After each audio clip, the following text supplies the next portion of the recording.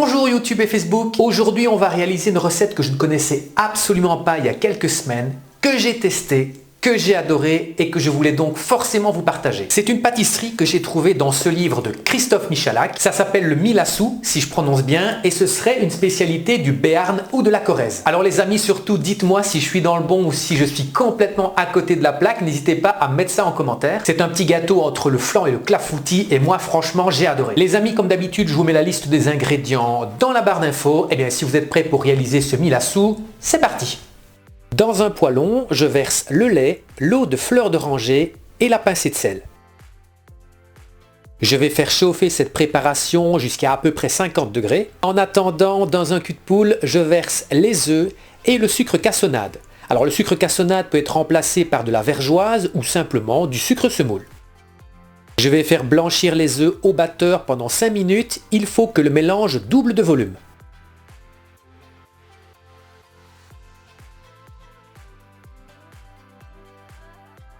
Voilà, c'est prêt. Je viens à présent tamiser la farine sur les œufs blanchis et je vais mélanger au batteur.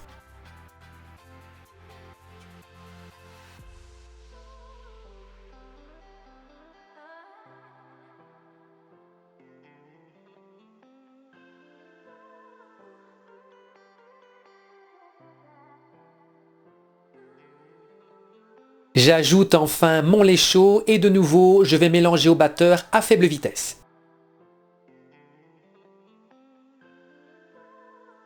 C'est une pâte qui est très liquide, donc vous n'allez pas pouvoir utiliser un moule habituel, un moule à charnière, vous risquez d'avoir des fuites. Le plus simple, c'est de prendre un plat en verre ou éventuellement un moule à tarte. Je vais beurrer abondamment pour éviter que ça ne colle après la cuisson et également fariner mon moule.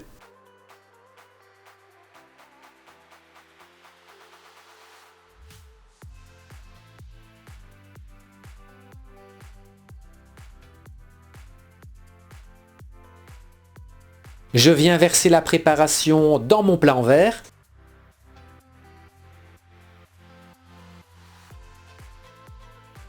Et c'est parti, j'enfourne à 160 degrés pendant 40 à 45 minutes. Après 45 minutes de cuisson, le gâteau est bien cuit, ça sent super bon la fleur d'oranger.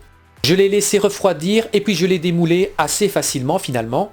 Voilà, j'ai découpé une tranche. Alors on a différentes textures. On a une sorte de pâte à clafoutis en bas. On a quelque chose de plus crémeux en haut et légèrement mousseux à l'extérieur. Et bien voilà les amis, une recette simple, terriblement gourmande. N'hésitez surtout pas à me dire en commentaire si vous avez aimé. Et aussi, n'oubliez pas la question de départ. Est-ce que je suis dans le bon en disant que ça vient du Béarn ou de la Corrèze? En attendant, je vous fixe rendez-vous la semaine prochaine pour une nouvelle recette en vidéo. D'ici là, portez-vous bien et à la semaine prochaine.